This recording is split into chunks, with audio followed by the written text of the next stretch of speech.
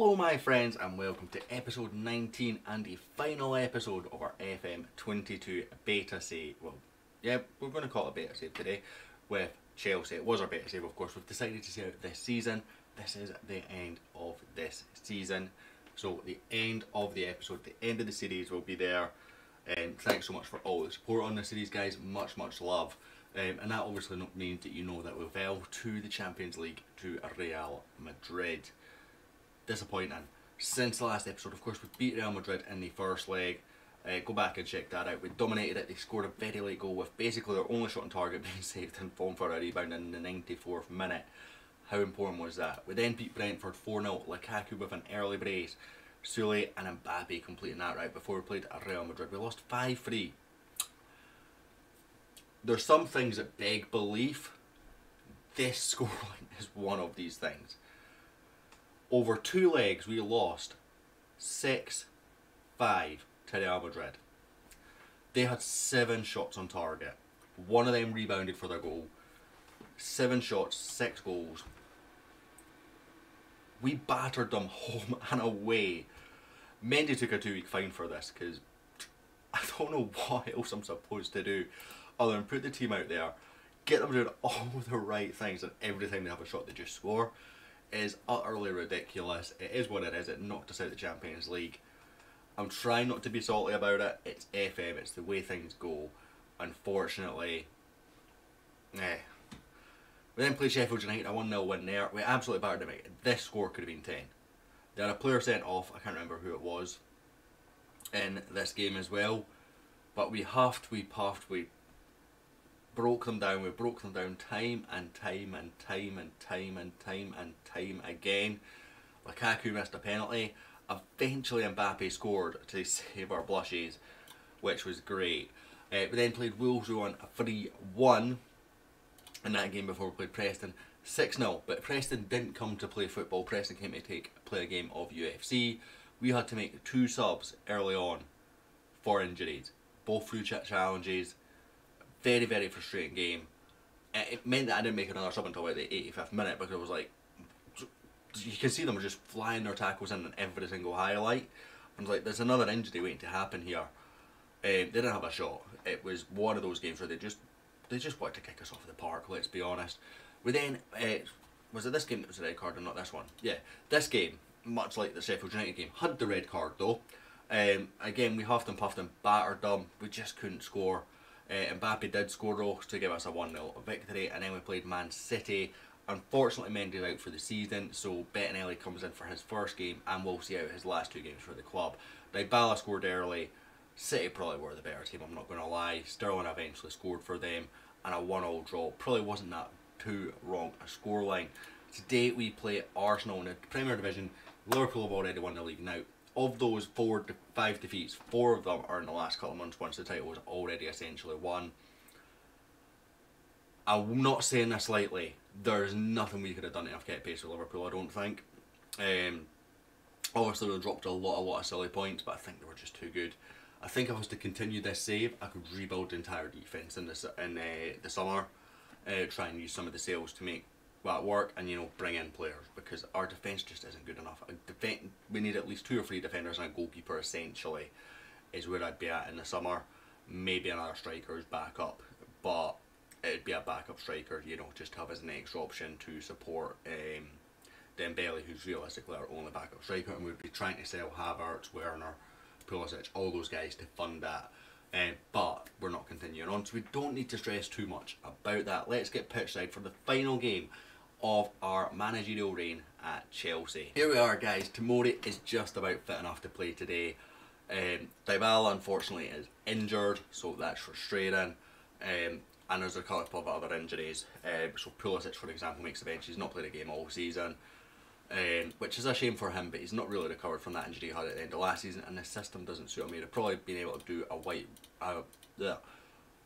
right wing back role. Tongue twister that, apparently. I didn't think it was. I think we're guaranteed second in the league, but generally this has been quite a disappointing season. I feel like this team has so much potential, just defensively it wasn't there. And there's other games where we batter teams and not taking our chances. compared to other games where we just literally every shot goes in.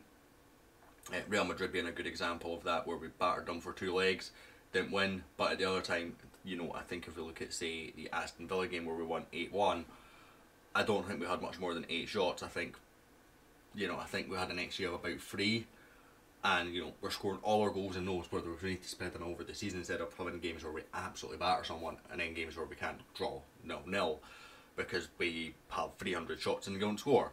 And that's kind of the frustrating thing with this team. But I do think strengthening the defence would have been the way that I would have gone. Should I have stayed? We're not staying. New series is going to be starting in the next week or so.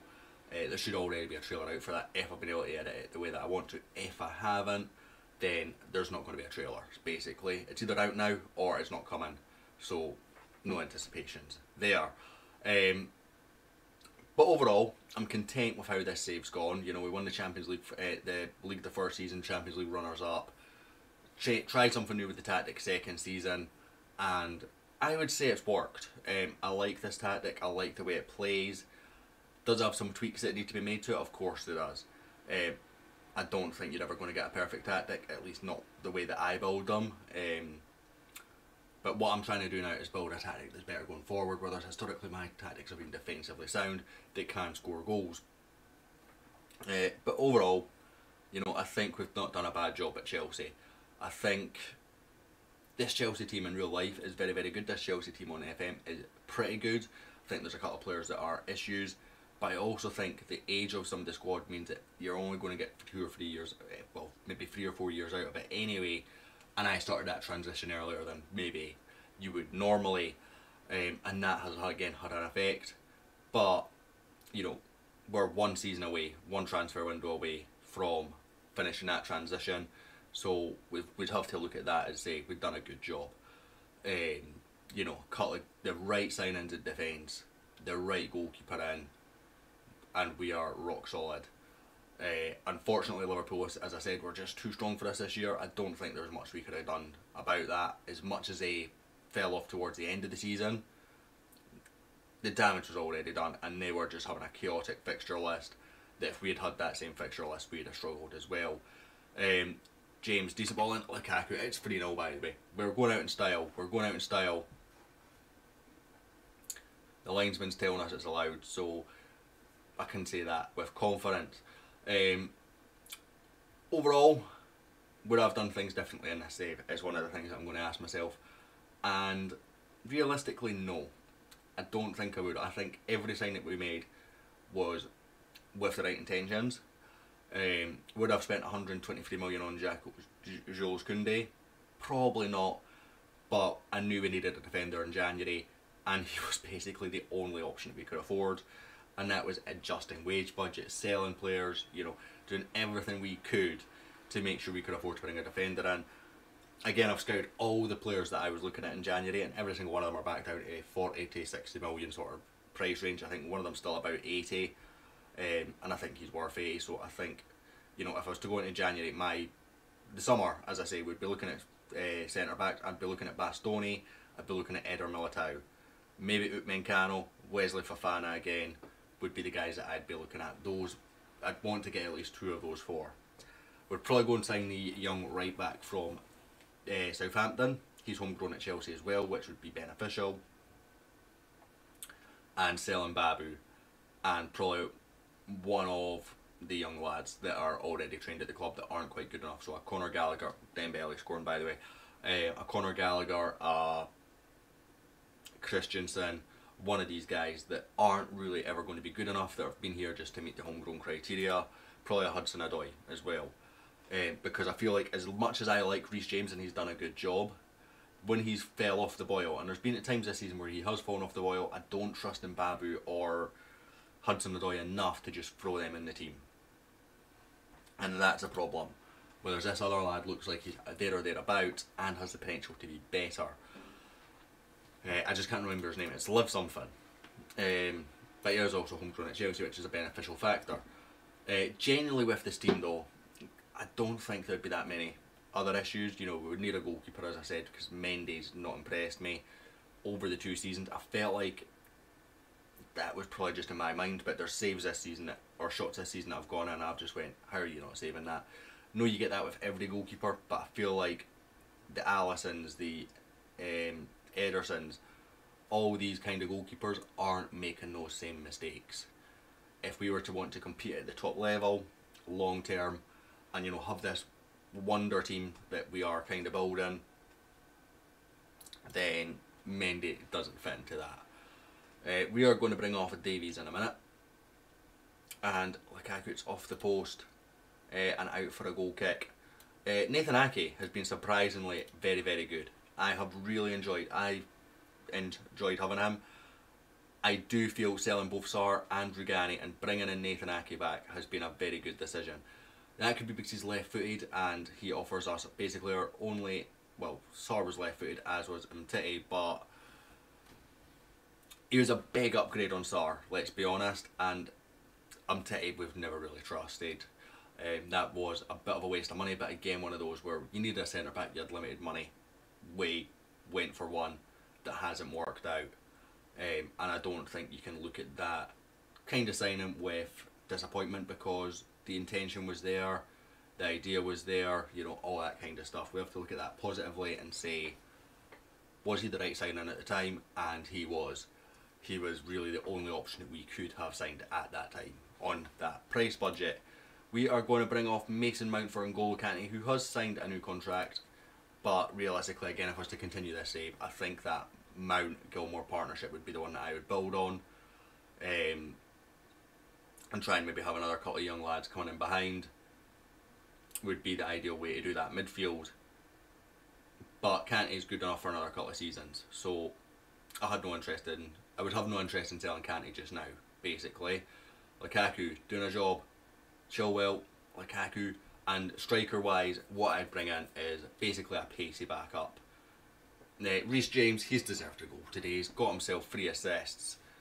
Giving the man a goal is a perfect way to round off this series. I've said how good he is. I just don't feel we necessarily have that backup when he falls out of form. But when he is in form, for me, he is one of the best right backs on the game. It's just getting that form out of him on a consistent basis. Once again, guys, just I want to say a huge thanks for all the support that we've had on this series. I know it was a bit patchy. We are getting back into a routine now, making sure that we can do it going forward for the main save. That will be coming very, very soon. We're heading up to Scotland for that Build a Nation using Muzza's independence database. So lots more information to come on that soon. Don't want to get too much into politics on that, but things will be what they are. We're going to finish this season by having a look at just how good our team have been. Dybala, look at the assists. 27 assists from Dybala. Our fullbacks both on 16, rounding off the top 3. Dybala with 9 man of matches. Now, he hasn't had a man of match for about 11 games. If he had managed to maintain the sort of form that he was showing up to January, he would have been way out in front of them. Mbappe with 30 goals, Lukaku with 29 goals. Both of those guys missed 4 or 5 weeks of the season. In fact, Lukaku went about 3 months without a goal, including an injury. They're only 5 and 6 behind Haaland. Dybala down on 15 isn't shameful either, considering the fact the amount of assists he got. So, there's positive things. When you look at this side, there's very much positive things. I am going to end this series and this save right now though, guys. Thanks so much for watching. I hope you enjoyed it. If you did, smash the subscribe button, smash the like button, check out the new series when we go back up to Scotland for the Build a Nation, and I'll hopefully catch you all there. Much love.